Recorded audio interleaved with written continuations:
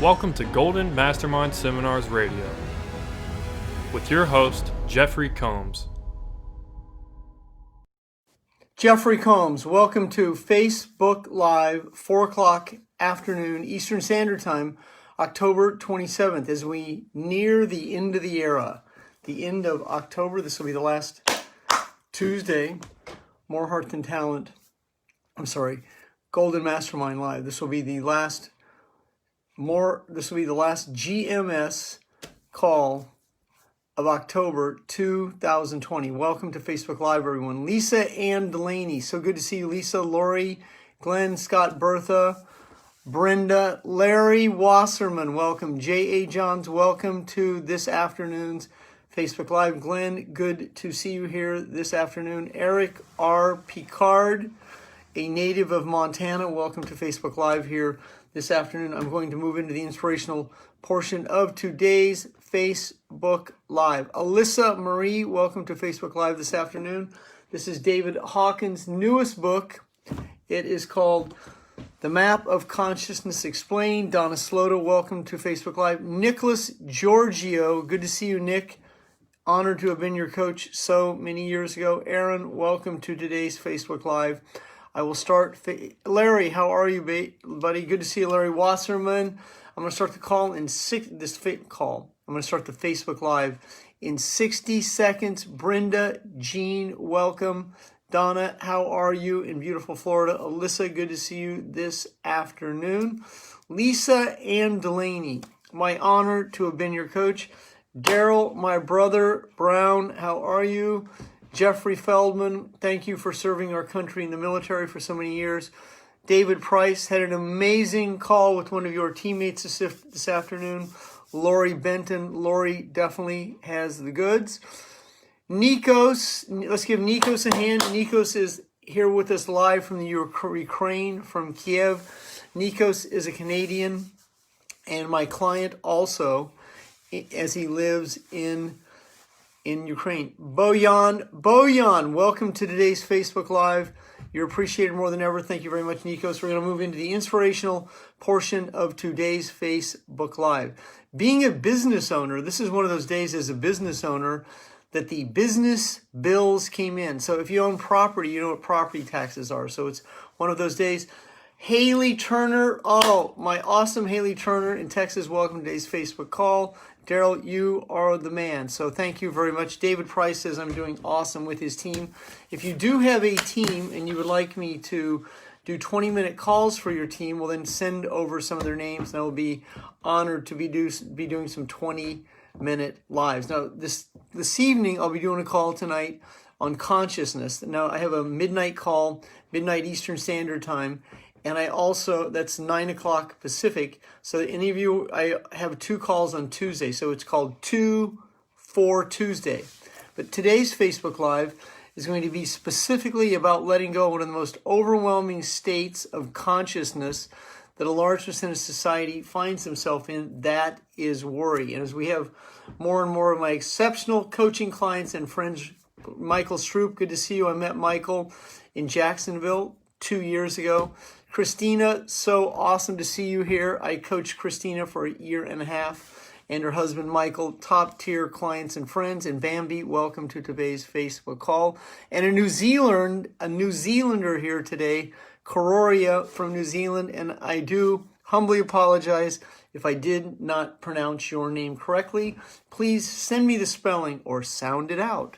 Sound me the name of how to spell how to say your name. Names are important, but let's move into worry. What worry is, what worry isn't, and how we can let go of worry. First of all, worry is a future tense energy. So it's out there about events that haven't even happened. And when we worry about those events out there, we tend to bring those events back here, and we attract to our reality the very situation we seek to avoid. And then the payoff of that is that the ego goes, see, this always happens to me. Now, when you begin to change the way you've been changing, when you begin to separate feelings from events, when you're no longer the mind-body connection to the events that change the feelings, then what you're doing is, that is called letting go. Now, in Hawkins' newest book, and I will be dedicated this next year. I have dedicated 2021 to assisting people to understand what scaling consciousness means, how to raise your vibrations, how to change your emotions, how to let go of an event connected to a feeling that becomes an identity. And so I have really been refining, fine-tuning my skill set on not only letting go for me, but also teaching the mechanism, the inner game of letting go, so that more and more of my students, my clients, my friends, my people I influence, people in my affluence, can teach themselves how to let go. Letting go is the most valuable skill that you can master. It's more important than writing. It's because you can't write until you let go. It's the most important skill that you master emotionally, because that's what will separate you from being an addict. Letting go will allow you to be in sobriety and recovery, where you are no longer the mind-body connection to the events that shape the feelings. We have former Major League Baseball player here, co-Rookie of the Year from the American League, Jody Garrett, who I had the privilege of coaching. Jody hit 22 home runs in his rookie year. So Jody is a top-tier professional athlete, also played at Stanford. He would also tell you how there would be times where he would get in his head and he'd start to worry about an outcome that hadn't happened. And it's not normal, it's conditional.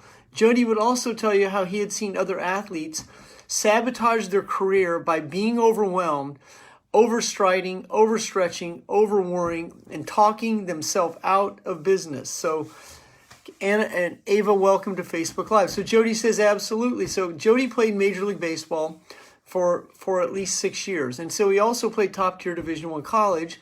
And so he's really played at the top of the profession. Now, there isn't a top of the profession. You're in the place of the top of your profession. That's where you desire to be. Quinn Curtis, one of my oldest clients in existence in Golden Mastermind, is on Facebook Live today. Quinn, love you, buddy. Quinn goes back so far that Quinn has my cassette tapes. That's classic, isn't it? So good to see you here today. So what I'm covering here is worry is this overwhelming anxiety about a future that hasn't happened, and it oftentimes is based on regret from the past. So the events that happened in our past is we get overwhelmed about the events in the past, and we live in a place called regret, or we live in shame, or we live in guilt about these events that happened. And then then here's how we communicate. I'm a worrier. I'm always worried. I have a megaphone. And then there's that place on your hand, a worry wart. I mean, that's another one. My mother was a chronic worrier. I'm always worried. As a mother, I'm always worried about my children. I've actually had people try and seduce me into believing that it's a prerequisite to be a mom and worry about your children. Now, I would highly disagree with that, because worry is not an asset. Worry is a liability. Worry is like liability debt. It collects interest and it compounds. And so, Valerie, remember that one. Valerie Hoganson, who's a top-tier coaching client of mine, also a great Reiki practitioner who I endorse. But worry has a compounded effect. Worry has interest, and it collects interest, and it compounds. And so if you like with the election, I'm so worried about the election. Well, there's nothing to worry about the election. What your focus should be on is on production in a very relaxed body. I'm so worried about the riots. Well, first of all, there aren't any riots yet. They have not happened. And there's going to be a food shortage. The electric grid could get shut down. I mean, you have to stop paying attention to what does not serve you right now. I mean, that doesn't mean you keep your head in the sand, but what it means is you focus on what you're in command of. Focus on your feelings. So Jason says worry is not an asset that does not collect interest. So that is correct. So you want to be able to separate your feelings from the events that shape them. Rebecca, good to see you. Worry is a liability. That is good. Rebecca, worry is a liability that compounds. It collects interest. So when we worry, worry continues to compound. As someone's sending me, I'm doing my Facebook Live here with my laptop behind me while someone's sending me UFO pictures of what's going on in the world. Have you noticed that? How many of you have seen a lot more UFOs in today's world? I mean, it's amazing that just what's going on in today's world. So our intelligence is so much higher. Our emotional intelligence is so much higher. Those of you who are seeking the truth, you're seeking spirituality, you're in a space of eclectic consciousness. there's the Galactic Federation, and then there's the quantum field, there's quantum physics, there's the Akashic record, there's morphinogenic energy. All this content is now available to you as you begin to let go. And as you're letting go, you're now downloading. And so those of you who are in alignment with me understand this. So there's a download that happens. And that download is called your brilliance. You had it as a child, lost it somewhere on the journey through sexual abuse, traumas, and other situations that happened to you.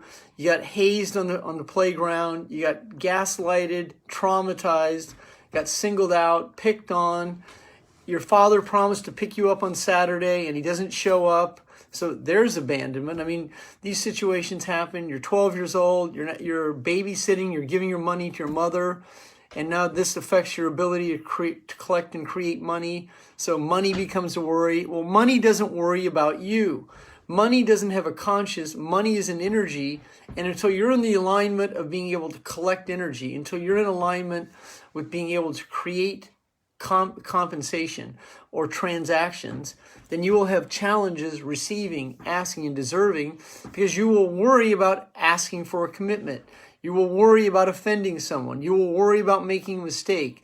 You will worry about losing that prospect. You will worry about situations that hasn't happened, and you will stay in a very overwhelmed state. Hi, Lisa. Good to see you on today's Facebook Live. And so this is what happens to so many good people, is their worry compounds. And by the time they're 40 and 50 years old, there's a very high interest rate, and there's no return on worry. Worry has no return. It has no value.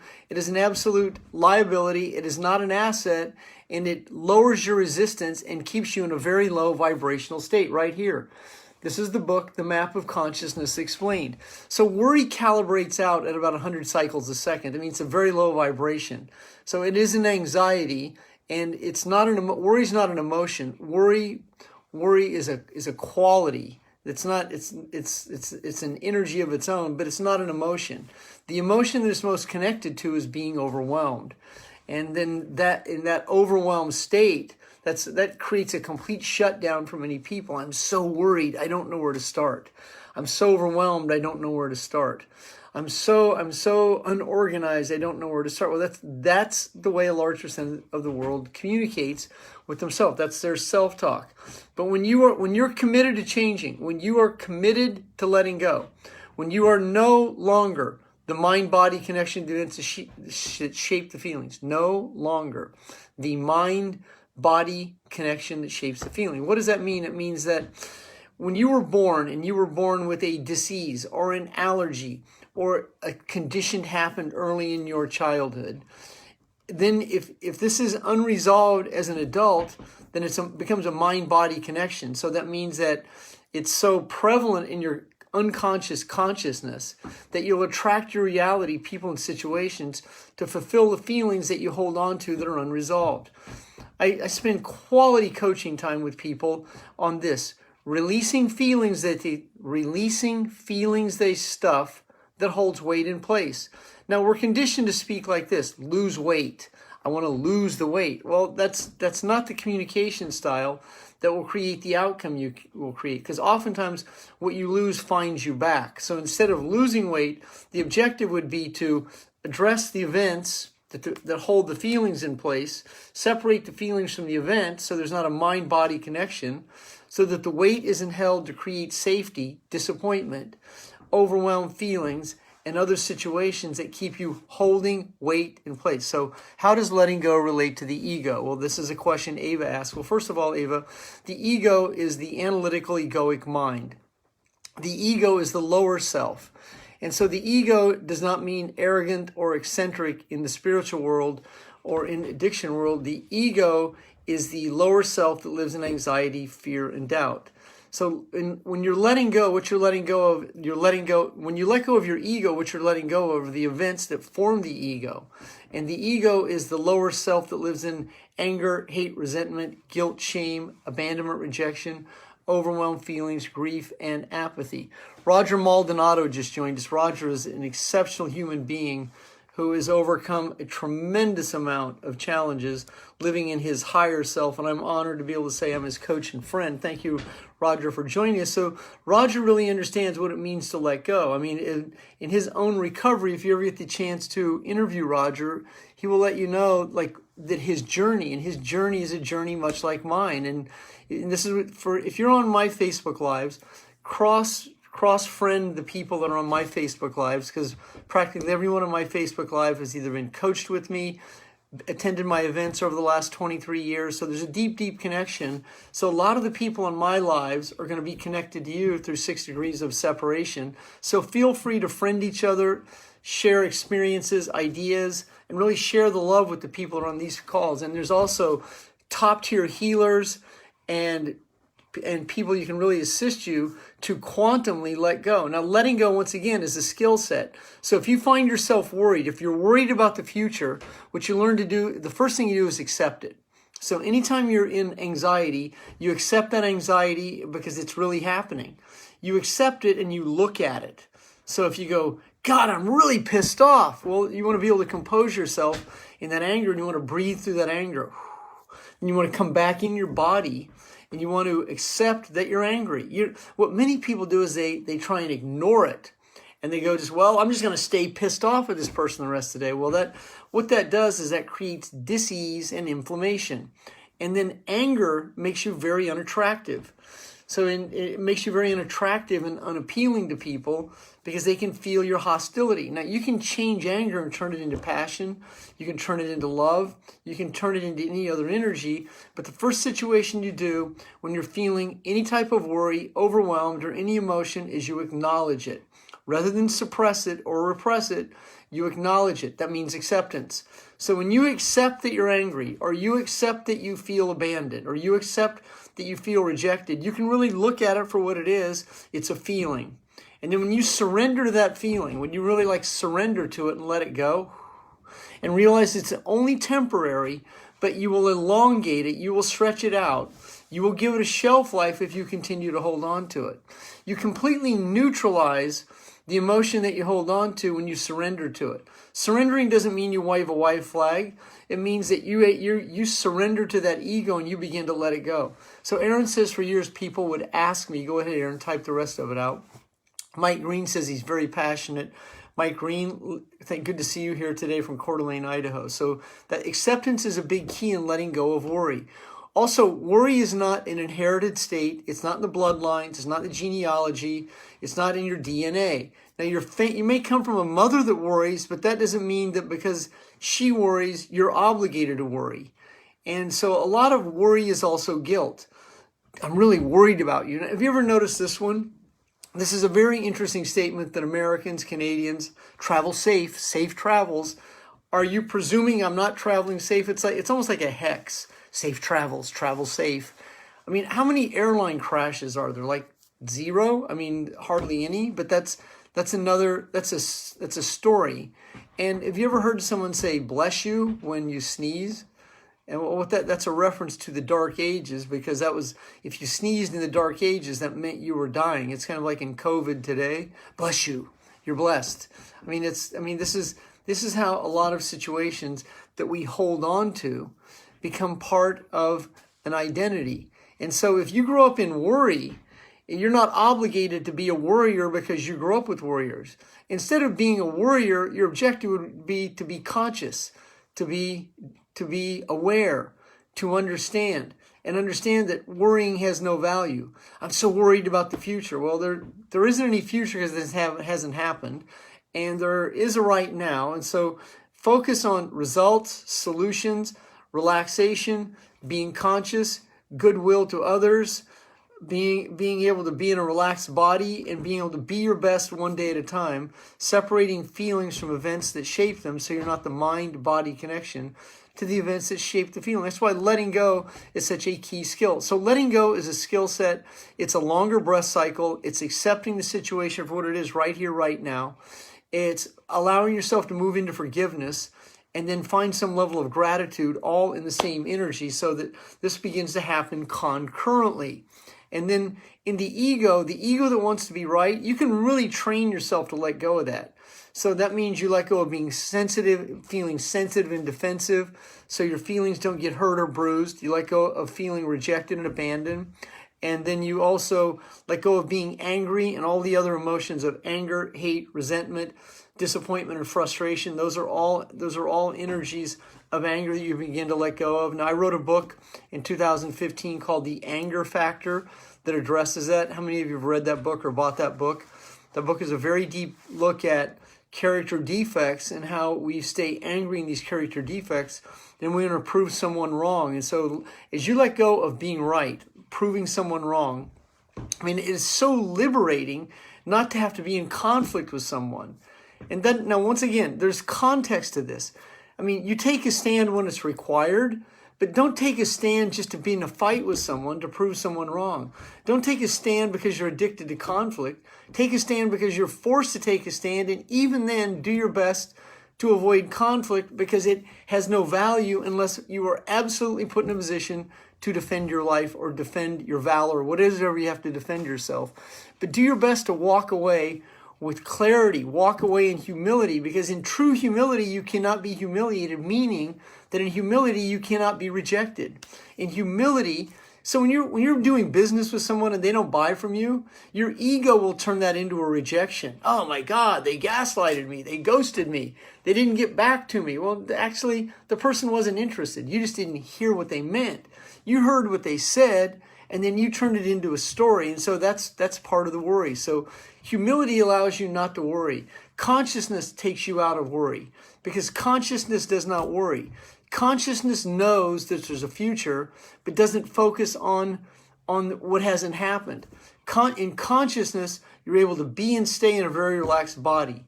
You stay in a place called awareness. You live in an energy that's outside of you while being in an energy that's inside of you, and you're not focused on way out there on all the possibilities and all the breakdowns and letdowns and all of this and worst case scenarios that haven't happened. And in the energy of consciousness, you're focused on what you can command.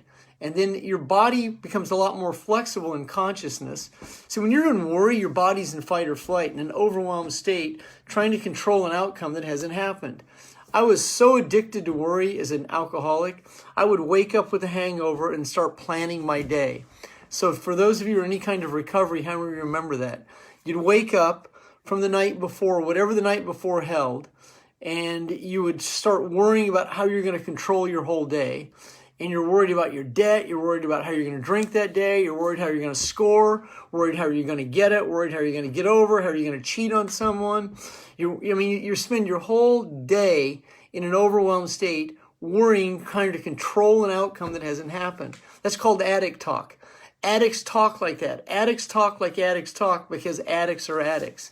Addicts are addicted to a set of feelings, and then they are pathological liars, they're controllers, they're worriers, and they try and control an outcome that hasn't happened. So Scott says, Scott, I knew you would say that. I feel you, Scott. Scott Lucas says, yes, completely. Not seriously. How many of you in recovery remember those days where you'd spend all day trying to control your addiction and exhausting yourself while controlling your addiction? Then at some point you just break down and go, screw it, and just relapse. I mean, you're trying not to spend any money. You're trying not to debt. And you're trying not to look at another woman or another man. You're trying not to drink today. You're planning how you're going to score. You're not going to score until 8 o'clock, and then you get so overwhelmed trying to figure out how you're going to score at 8 o'clock that you just go do it at 2 o'clock, and then the whole day is gone. You spend your whole day being an addict. So Larry Wasserman has a great quote here today. Larry, who is my client, says, yes, I'd rather be happy than right. Thank you, Larry. Nico says, the most important, I let go of the outcome that elections and historical events play out. Thank you very much. Nikos also says, I adapt. Roger Maldonado, who knows a thing or 1,000 about addictions, says, absolutely. Well, that will do it for me today. This is 2 for Tuesday. Meaning on Tuesdays, I host 2 Facebook Lives. Valerie says, I used to exaggerate so much with my words. Now I'm rigorously honest. My father-in-law, Franklin Gomez, is on from Brazil today. Good to see you. And Scott says 1 day at a time. So Aaron says, then the next day being exhausted from felt self-inflicted drama. Well, it's like the next day is the same day, because when you're that kind of addict, they run together and you don't even remember the lies you told yesterday. Now you're worried about the lies you have to tell today, because yesterday's lies might catch up with you, so you end up lying over your lying, worrying about your worrying. For those of you who are brand new to my Facebook Live and are not familiar with my content, I offer free 20-minute coaching sessions for any of you who have ever considered hiring me. There are no obligations to the 20-minute coaching session. It is free. So if you will go right up there into Messenger and send me a Facebook message, I will respond to you. Haley Turner, who's also an exceptional woman, says, always letting go, separating. Haley, can't wait to coach you. Have a great afternoon, everyone. I will see you tonight at 12 a.m. Eastern Standard Time. That is 9 p.m. Pacific. Tracy, good to see you. Have a great afternoon, everyone. Lisa, thank you. Have a great afternoon.